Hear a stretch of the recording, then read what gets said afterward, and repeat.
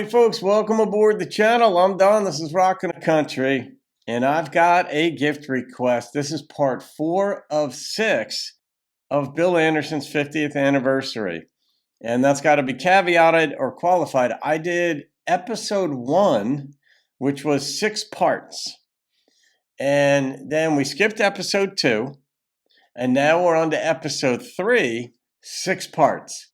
All of it is courtesy of a gift from funRonni. Ronnie gifted for each one of them. So thank you, Ronnie, for this and for just the exposure. The folks are getting a lot from this. The views are growing over time. That's the beauty of this. And, you know, I still get notified that there are videos of mine that I posted 8 years ago that somebody will leave a comment on it because the algorithm is recommending it to them. So it's going to keep doing that. And so thank you for keeping this going. So let's get into, this is part 4. Here we go. Thank you, Ronnie, for this again. You're legendary. Oh, somebody do another impersonation of Bill. I was gonna ask you, Bill, you know, you're just talking about your dad. Where did you get the drive and desire and want to write songs? Did you write poetry as a kid? Were you drawn to English? Did your mom or dad play music? What was it that inspired you as a young man? You know, I've often wondered, Vince. I really, my parents were not, showbiz people or musical people, really.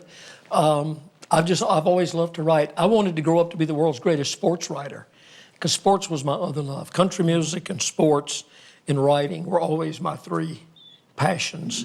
And I worked as a sports writer for a while, and I thought that's probably what I would end up doing. And then, fortunately, City Lights came along, and the music thing kind of took me down a different road. But I'm one of those kids that all the other kids in school hated, because every time the teacher would say, okay, for homework, you have to write a paper. Everybody go, ugh. I'd go, good, how long can it be? You know, because I've just always, I love words, I love the English language, and I just love to write, and it just kind of happened. I'm kind of the black sheep of the family, I guess. Well, we're grateful that sports didn't get you. I can say that. Yeah. We're grateful for that. Bill, I was with you in Canada when your daddy passed away. Yes, you were. You cut me deeply that day. You hurt I'm sorry? me. You hurt me. You made my heart ache. We was checked into the motel, and we was next door to one another, and I heard some of the guys were out talking to you, and John Lindsay was there from Peterborough. And all of a sudden, everything got really quiet. And I heard the most mournful sobbing that I've ever heard in my life. And I walked over, and you were standing in the middle of the room, and you were just sobbing, and I didn't know what to do. Only thing I could do is walk over and put my arms around you and tell you that I loved you. But it brought back 30 to 35 years, because I was on the road when my daddy died. And I knew I could feel the pain. I could feel your pain. But let me tell you one thing. There's one thing you can rest assured. Your daddy is always in my memories. Because every time I think of my daddy, I think of your daddy. And I love you. Thank you. I love you, too. That was a tough time. We had just left Winnipeg and driven out to Brandon, Manitoba, and had just gotten into the hotel. My sister called and told me that Daddy had passed away that morning. And your husband, Benny, got in the van and drove. We had just come from Winnipeg. He got in the van, drove me back to Winnipeg so I could catch a flight home. And he's a pretty good old boy. Yes, he is. I think you I'm need gonna to keep him. 42 years. That meant an awful lot to me. You were there when I needed you. And I remember that hug, and sometimes a hug is all you need. Oh, we just helped one another and cried, and it was, whew, it hurt, but it helped. And isn't it wonderful to have a gift like you have to turn emotions like that into a song that can let those emotions out and let other people identify with them? Mm-hmm. Isn't that what you do when you try to write a song, is touch somebody's heart and soul? And boy, you've done it. Thank you. You've done it. How many times? Thank you. I knew Bill's mom and dad very, very well. I mean, they were just so great and sweet people. I love them. Well, they loved you too. You know I did. And Bill's mom, I had on some glasses one day. They were kind of rimmed or something, and she wanted to know where I got those glasses. She wanted some just like them, and she did. There's a picture of her in those glasses particularly. But that meant that she really liked something that I had on. But I love them dearly. You know what Roger Miller told my mother one time? My mother was one of those people that she didn't have that little policeman in her head. If she thought something, it came right out of her mouth. Yeah, guilty. Roger Miller told her what Roger Miller said, Miss Anderson, you were born with a silver foot in your mouth. Oh, bless her heart. That's good. Hey, Vince, I have a question. Yes, sir. Johnny Russell, maybe a statement and a question too. Johnny Russell always said that he wrote his best songs whenever he was getting a divorce or she was getting a house or something or another, you know. Bill Anderson has written some awfully sad songs too, and I'm wondering, you know, what does it take to turn him on? Because he has turned on and written some tremendous songs, you know. I'd have let a lot of things different, but Mama sang a song, you know. What turns you on? You've gone through a couple of divorces. Does that turn you on? Does that start Does it turn me on to have gone through a couple of divorces? well, I knew he was coming Not with that. exactly, Does Jimmy. does it get the energy flowing, you know, to write again, you know? I speak Jim inspire Ed you? Brown. I speak Jim Ed Brown. Okay. Can interpret. You know what he Well, I means. said, Come on. I said earlier, you know, I had my heart broken real bad before I came to Nashville. I took water out of that well for a long time. Yeah. You know, I think the greatest thing that a songwriter can have is empathy. Honesty. Which is to be able to put yourself in somebody else's position. So somebody says, well, Yeah. have you lived all the songs that you've written? No. You can't. Of course, Lord, I'd be no. 700 years old if I had lived them all and have a lot more wrinkles than I do now.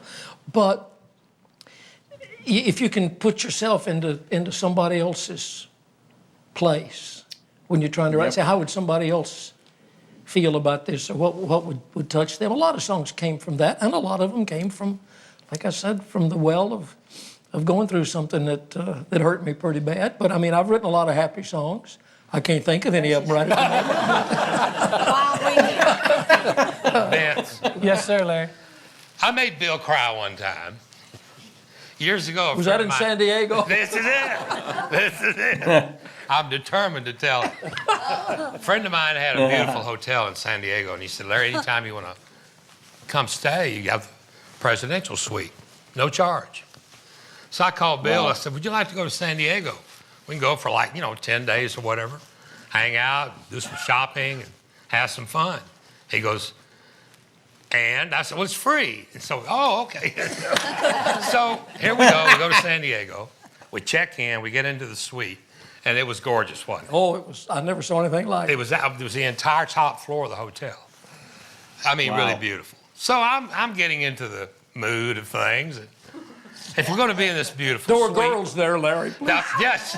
Oh, I'm sorry. Larry, what The turns four you of on, us. Larry? The four of us. Now wait a minute. There are a lot of people wait that a know minute. that can't be right. All right, so we're in there. We got settled in, and I saw a room service menu. Flipped over to the back and it said, hors d'oeuvres, great hors d'oeuvres, unbelievable hors d'oeuvres, wow hors d'oeuvres, whatever. I said, well, for the presidential suite, we got to get the best. So I order. I didn't tell Bill. About 30 minutes, here they came. They're setting all this food up on the table. And if y'all think Bill whispers a lot, let me tell you, when he looked at that bill for those hors d'oeuvres, his voice was completely gone, and he teared up. Well, I think I said about, well, you've got the suite, so I'll get the hors d'oeuvres. Yeah, that's what he said. I didn't know you'd ordered $2,000 worth of hors d'oeuvres. He hung you. He got the suite for free. Yeah. Oh, yeah. We had fun. I don't think, as you may feel different, but I don't think you can move someone else if you're not moved yourself, whether it's as a writer or as a performer. If I'm not moved myself, I don't expect how anybody else is going to be. I don't know if you feel that way. I never thought about that, but I think you're right. You know? Yeah, I think you're right. I think country fans especially can tell if you're faking Phoning it or it not. in. Yeah, Truthful. yeah, I think they can, and I'm glad they can. When I stop videos sometimes, or when I comment at the end even, I said, I think that person wrote it. Because there's something about when a person wrote a song and how they sing it when they're relating to it. And I said, some entertainers, you don't know because they're really good at becoming the storyline in it or relating to an event that happened in their life, but it's not theirs. But what they're talking about here is like how to distinguish between making somebody feel something and can they tell that you lived it, or were you just writing about something you thought up or saw on TV? Yeah, I'm glad they can because it Yeah. holds you to Got a me. higher standard and makes you want to do your best every time. Authenticity. I've never gone on the stage, and I bet you most everybody in this room is the same way. I've never gone on the stage, but at that moment, that was the most important show I've ever done in my life. They're always that way. And when I sit down to try to write a song, it's the same way. You know, I want to write the very best that I can. Did you find that over the Totally driven. years, as you became not more successful but more experienced, were you willing to edit yourself, figure out from so much experience of what not to do so much? Yeah, that's one thing you really learn. You know pretty well. You know, you write 3 or 4 lines of a song, you really know whether you're on the right track or not. You do. I mean, it's just, and I think that does come with experience. I think you write a lot of bad ones sometimes to get to the good one. Yeah. Well, we were talking You earlier do. about all these great songs, and nobody really hears the ones that aren't that good, you know? Sometimes because you put them in the trash can.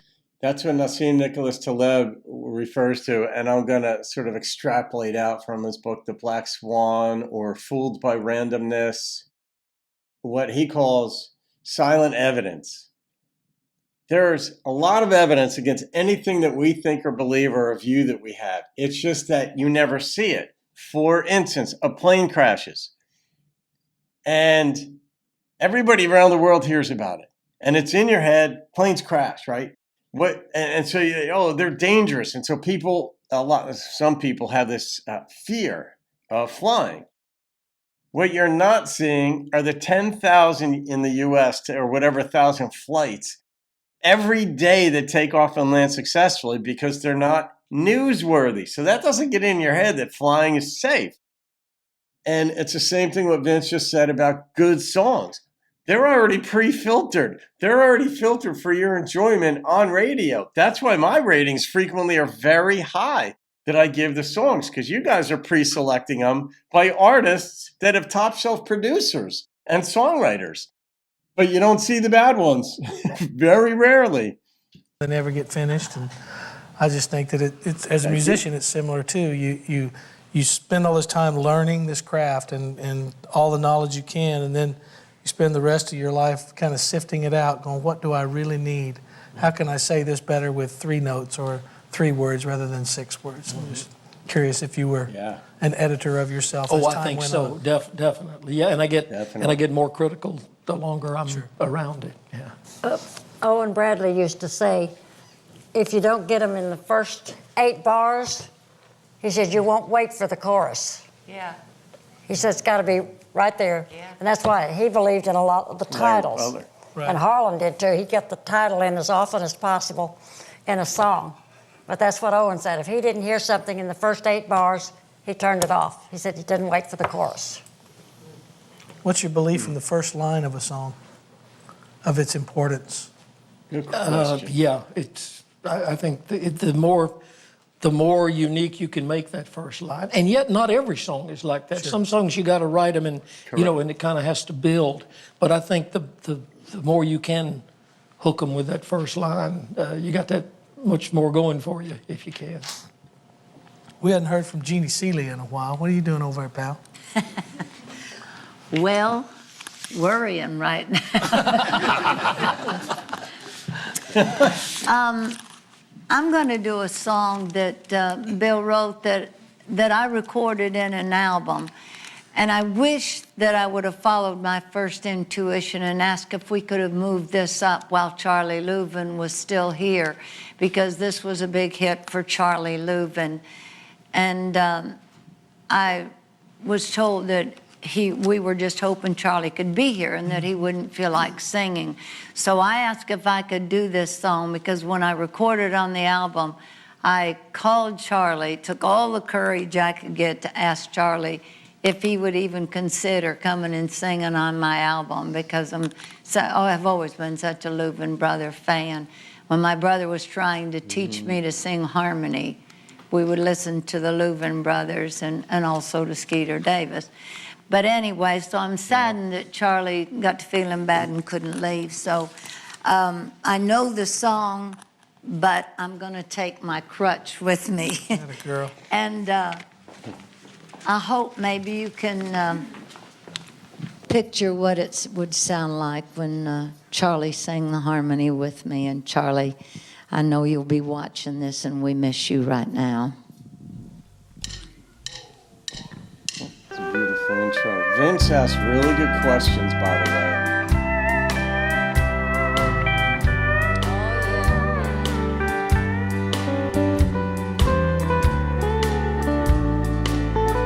Band is so good. I just kissed the one I love for the last time. Oh, Jesus. Never have his lips seem so sweet. He's gone away, be back forever. Think I'll go somewhere and cry myself to sleep. Yikes. I'll go somewhere and cry myself to sleep. Not because I'm sad, but 'cause I'm weak.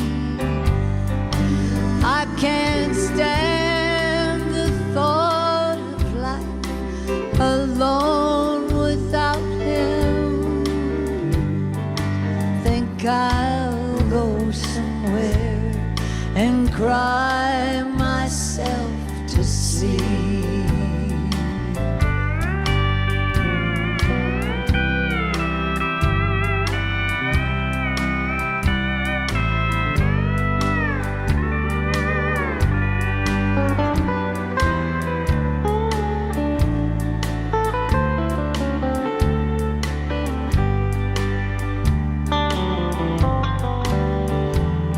Before he said goodbye, he called me darling. Oh, Jesus. Then slowly ran his fingers down my cheek. I thought I'd die when he said he still loved me. Think I'll go somewhere and cry myself to sleep. I'll go somewhere and cry myself to sleep. Not because I'm sad, but 'cause I'm weak. I can't stand the thought of life alone without him. I think I'll go somewhere and cry myself to sleep. I think I'll go somewhere and cry myself to see.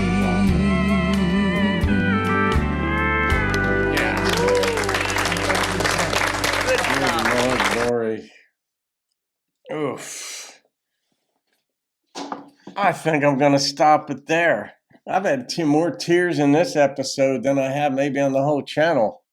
Broken Halos by Chris Stapleton got me good, but man, oh man, Ronnie. Man, oh Shevitz wine. Vince asks really good questions. I wanted to reiterate that.